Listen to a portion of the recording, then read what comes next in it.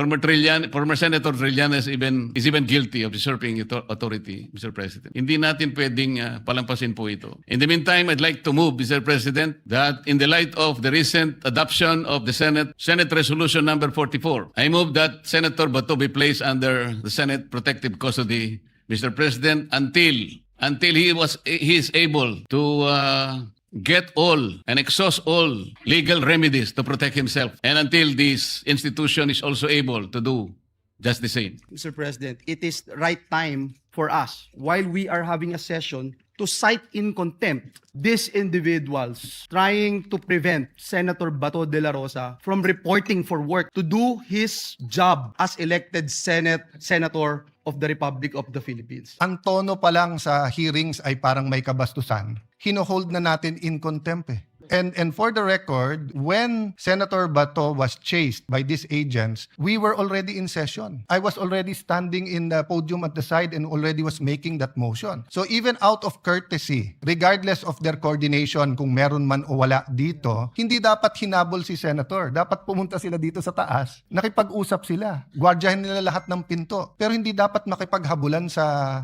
kahit sinong senador dito sa loob. Mr. President, we have seen it all. I think this is the best evidence that can prove that the good senator, our colleague in this institution, is being chased by authorities. I'm not sure where they got the authority to chase him, and incidentally, I think he's about to be captured by them for purposes of serving him or rendering him or even surrendering him to the ICC. I'd like to ask, Mr. President,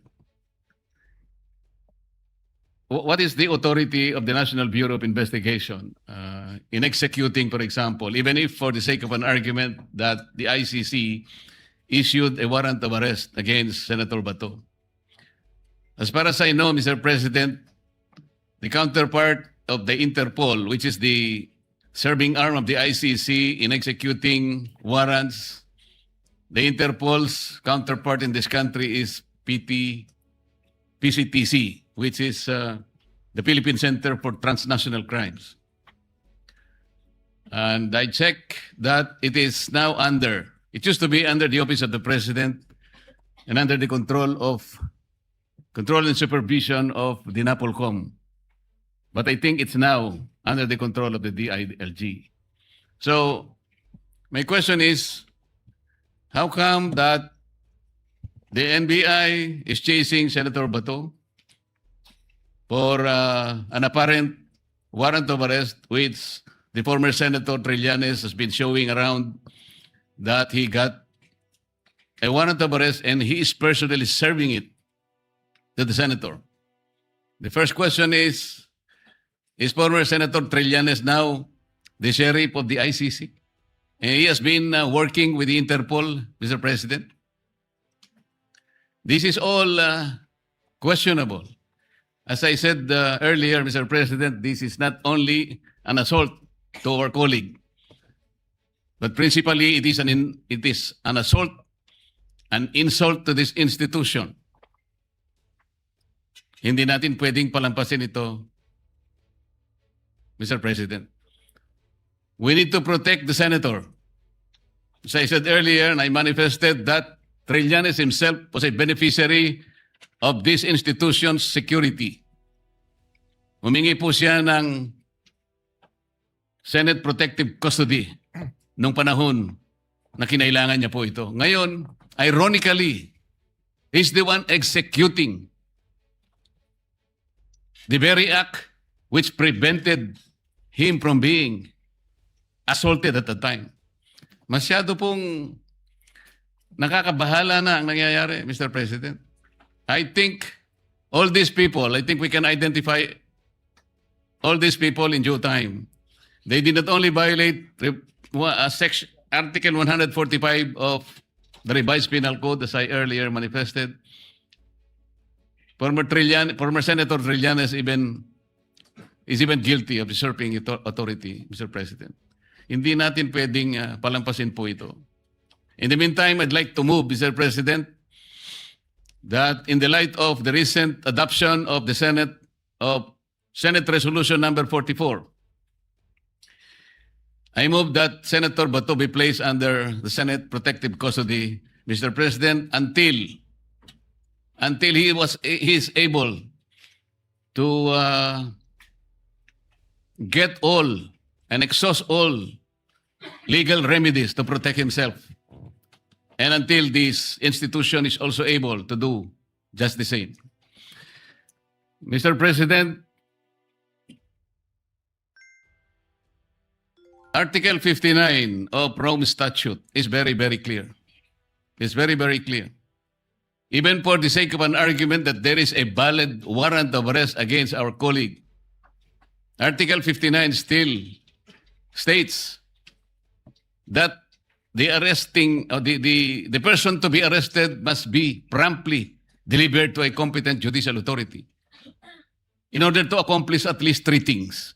Number one, to identify or to ascertain the identity of the person being arrested. Number two, whether the processes, the legal processes have been observed. And number three, whether or not his rights were protected. This is very, very important for purposes of protecting the due process and the rule of law, which our colleague can avail, Mr. President. The motion is consistent with our rules, is consistent with Senate Resolution number 44, is consistent with precedence. So is there any objection? If not, the motion is carried. Mr. President,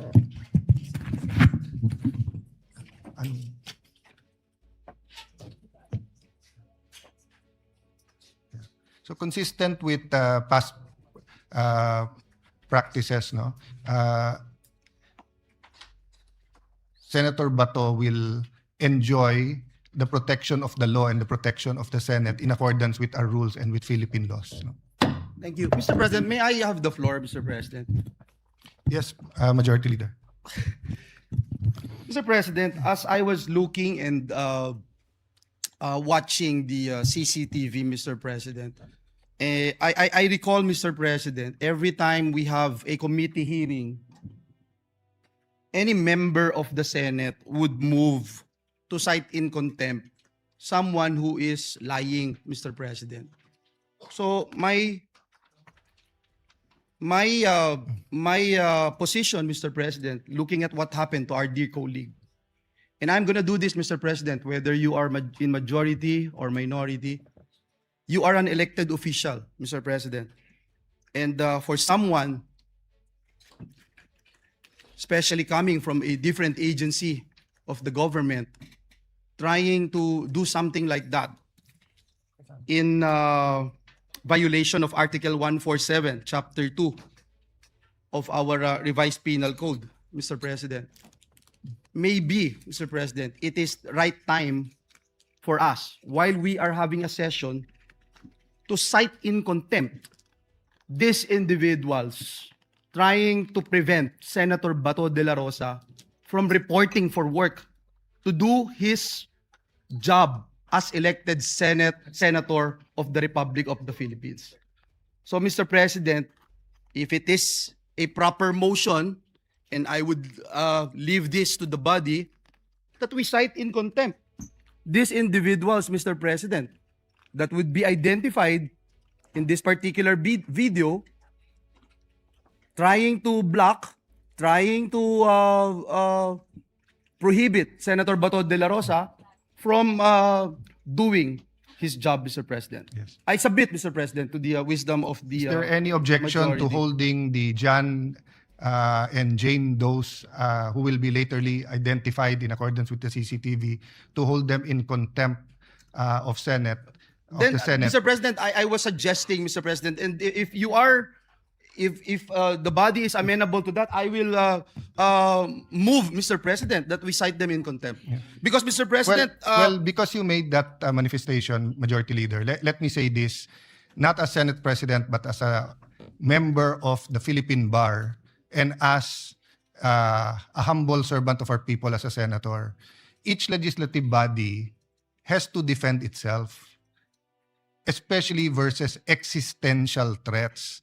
when we only have 24 senators and in certain votes you need 13, and we will allow that in our premises without the proper coordination nor without the proper due process, ay pwede mong habulin na lang at hagurin yung isang senator, what can be more existential than that?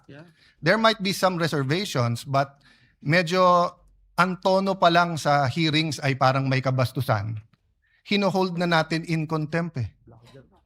And for the record, when Senator Bato was chased by these agents, we were already in session. I was already standing in the podium at the side and already was making that motion. So even out of courtesy, regardless of their coordination, kung meron man o wala dito, hindi dapat hinabol si Senator. Dapat pumunta sila dito sa taas. Nakipag-usap sila. Gwardiyahin nila lahat ng pinto. Pero hindi dapat makipaghabulan sa kahit sinong senador dito sa loob. So it is really the pleasure of the body. But if we do not take a hard stance regarding that, do not regret or do not ask ourselves why, tomorrow baka may checkpoint na malapit sa bahay natin at huhulihin na tayo.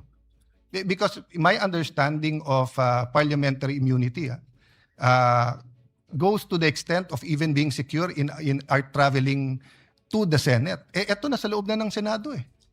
So, Majority Leader, maybe you should consult the other senators or make the motion and then, so can we recognize first Senator Estrada? Thank you, Mr. President. Just an additional violation of the elements of the National Bureau of Investigation who chased or who prevented Senator Bato from attending the sessions. May I invite the attention of our colleagues in Article 145 of the Revised Penal Code. If I can read it to you. Violation of parliamentary immunity. The penalty of prison mayor shall be imposed upon any person who shall use force, intimidation, threats, or fraud to prevent any member of the National Assembly from attending the meetings of the Assembly, which in this case is the Senate, or any of its committees or subcommittees, constitutional commissions or committees, or divisions thereof, from expressing his opinions and casting his vote. And the penalty of prisión correccional shall be imposed upon any public officer or employee who shall, while the Assembly is in regular or special session, arrest or search any member thereof, except in case such member has committed a crime punishable under this code by a penalty higher than prison mayor. That is all, Mr. President. We take note of that, Senator Estrada, and it's 100% correct. But the reason why the presiding officer has not mentioned administrative and criminal law is because we can ask the Committee on Rules and the Committee on Public Order to have an investigation, meaning my immediate concern is the integrity and the safety of the Senate as an institution. It isn't even about Senator Bato. They could be arresting people from the other side of the aisle or other side of the politics here. I would have the same stand that you have to coordinate first, then we have to accept that they have legal authority. If not, you give the senator the opportunity to go to court or, as Senator Marcoleta said, all legal remedies. Wala namang problema po sa legal remedies. If we go to all the precedents, you will see na eventually yung iba nag-surrender din. Pero yung korte ang nag-utos, hindi yung mga law enforcers. So my point is, we will deal with the administrative and criminal liabilities, if any, according to the findings of our committees. But right now, before us is the question of what does the Senate in plenary as a body do to protect itself. And Senator Villanueva suggested holding them in contempt. May I remind everyone that when someone is held in contempt, they are allowed to purge themselves of that contempt by either giving justifiable reason or by apologizing. My information at this point in time, and anyone can correct me if I'm wrong, they are still here and they are still threatening to arrest him here.